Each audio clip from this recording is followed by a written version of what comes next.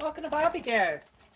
Tonight, I'm going to be cooking another Copycat rice Oriental recipe. Now, a few years ago, I did my first Copycat rice Oriental that did not use Lipton onion soup mix because the original rice Oriental did not have onions in it. It may have had like an onion flavoring, but it did not have like the dehydrated onions that are in onion soup mix. And my sister, I was trying to make a recipe for her because she loved this back when it was a hamburger helper thing. So anyway, I've done a couple of videos of different versions, and my biggest complaint on about all my videos was that the rice was still not quite done enough. So I'm going to try something different this time to see how it does. But this is a pound of ground beef. We're going to brown it. I also had a comment on my website if this recipe could be made gluten-free. Now this is my lower sodium version of the recipe. The first recipe I posted had a whole lot of sodium in it. If you're not watching sodium, that's fine. But I am, so I made a lower sodium version, and that's what this recipe is. The recipe, we use a packet of reduced sodium brown gravy mix, and it could be any brand you want. But if you want it to be gluten-free, get a gluten-free brown gravy packet. And I also use reduced sodium soy sauce. So to make it gluten-free, substitute the soy sauce for coconut aminos. And I think that's the only two ingredients that needs to be changed to make it gluten-free. I'll double check as we're going along, but I'm pretty sure that's it. Now that we've browned the ground beef, we want to drain this excess grease and liquid off of the pan.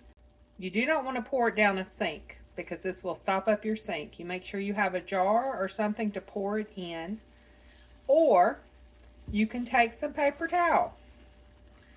I'm going to show y'all this. I don't do this very often because I have a grease can that I use to pour my grease in. But you can take paper towel and soak it up. Just make sure you get everything over to one side and you kind of get the grease down. And use your paper towel to soak it up.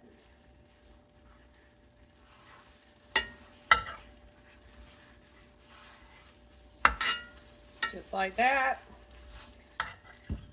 You just take your spoon, dump your paper towel in a bowl. Let it cool down before you throw it in your garbage can. But let me make sure we got all the grease off. I don't like wasting paper towel, so I usually don't do it this way. See, if you do this, a lot of this is just broth, but some of this is grease. So, just draining the stuff down on this side of the pan.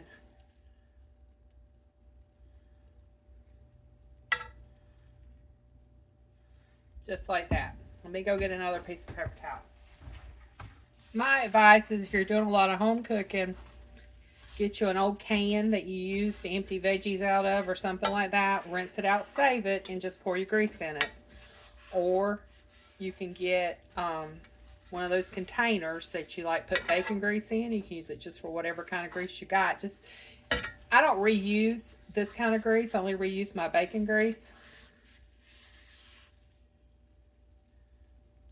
But I usually drain it in a can, and once the can's full, I throw the can out. But see, that's all the grease that we need to get off. And there's still room to soak some up, but we're not going to.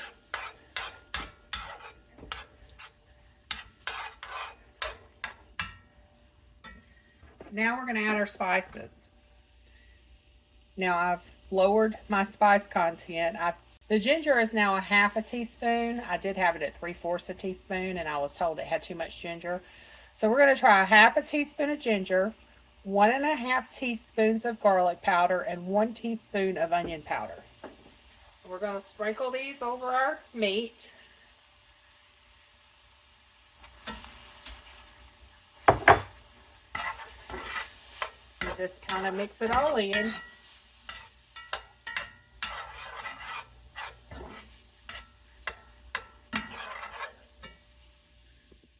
Okay, next I'm going to do 1 cup of low sodium beef broth. Now we're going to use more than 1 cup. I'm just doing 1 cup right now. And we're going to do 2 tablespoons of reduced sodium soy sauce. So here's my 1 cup of low sodium beef broth. If you're doing gluten-free, do 2 tablespoons of coconut aminos. Mix all this together. This is 1.5 cups of low sodium beef broth. This is in addition to the 1 cup we've already poured in. So the recipe calls for 2.5 cups total. 1 cup's already in there, 1.5 cups here. We're going to mix in our reduced sodium brown gravy mix. If you're doing gluten-free, use your gluten-free brown gravy mix.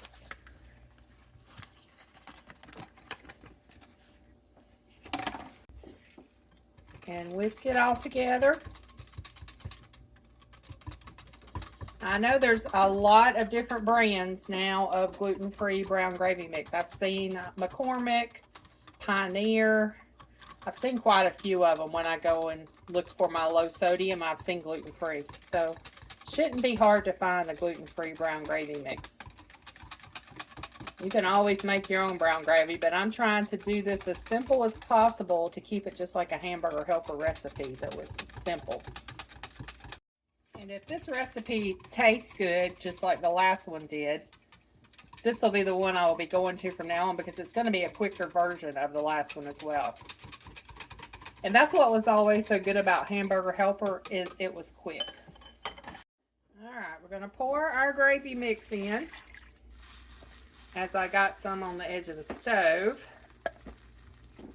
because I am a messy cook. Get my wash rag. And clean it up. Okay, I'm going to stir this in. I'm going to bring it to a simmer and let it simmer for 3-4 minutes until it starts to thicken up.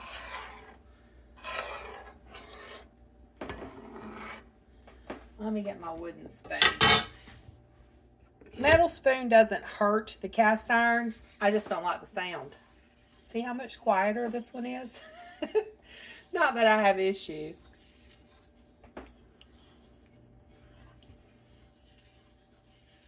So as it starts to simmer, it should thicken up. I usually serve this with either green beans or broccoli for a green veggie, and also biscuits or a roll. Typically I do biscuits, but this is going to be done a lot quicker than I expected. So I'm just going to toast up some of my sourdough sandwich bread. I have a recipe on how I do this also, so I'll put a video link. But this is some really good sandwich bread. I'm just going to toast it over here on my pancake griddle cast iron with a little bit of butter. This still hasn't come to a boil. I probably need to turn it up a little bit. Okay, it's on medium now. It's getting hotter. You can see the steam coming off, so it should start boiling here soon. While that's boiling, I'll show you something else I do. Turn the camera around here. You're also going to need a lid to cover your skillet or whatever you're cooking it in. When I buy anything in a box, I don't leave it in the box. I either put it in a canister or in a Ziploc bag. This was the minute rice. I took it, put it in a Ziploc bag to where I can seal it. I tape the directions on the bag. I don't like leaving things in boxes, especially these boxes they come in, because if you have any kind of critters get in your house, they can get in your rice really quickly that way. So this is how I do it. Thought I'd share that with y'all. My flour, sugar, stuff like that, I put in glass canisters. But stuff that comes in boxes, I just take and put in a Ziploc bag, and then I just take the instructions and tape it on the side of my Ziploc bag. See, that's thickening up a little bit. The rice is going to absorb the rest of this. At least that was the plan, so we will see.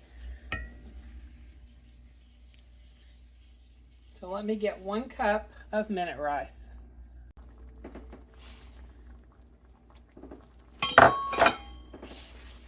Okay, we're just going to mix it in. Then we're going to put the lid on it. We're going to remove it from the heat. Minute rice doesn't need to be on the heat, but you do need a lid on it.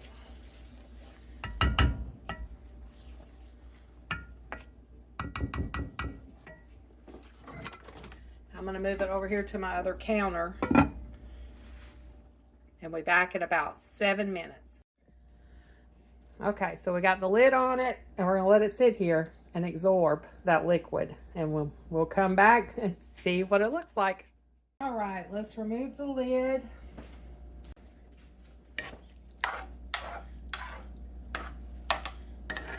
Mix it all together, and look at that. It looks like Hamburger Helper Rice Oriental.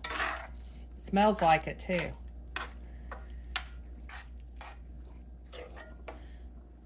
What do y'all think? I guess we're gonna get a taste test and see what it tastes like. That's our sourdough sandwich bread, toasted.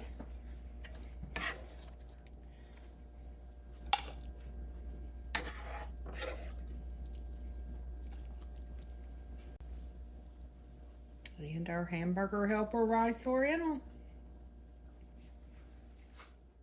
What do you think of the Copycat Hamburger Helper Rice Oriental? 2 thumbs up, drool worthy. The rice has a good texture to it. The beef has a good flavor. It's moist.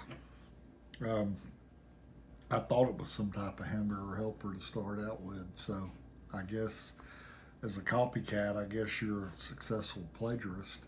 Oh, thank you. You're welcome. Thank you for your review. You're welcome. Thank y'all for watching. Have a blessed day.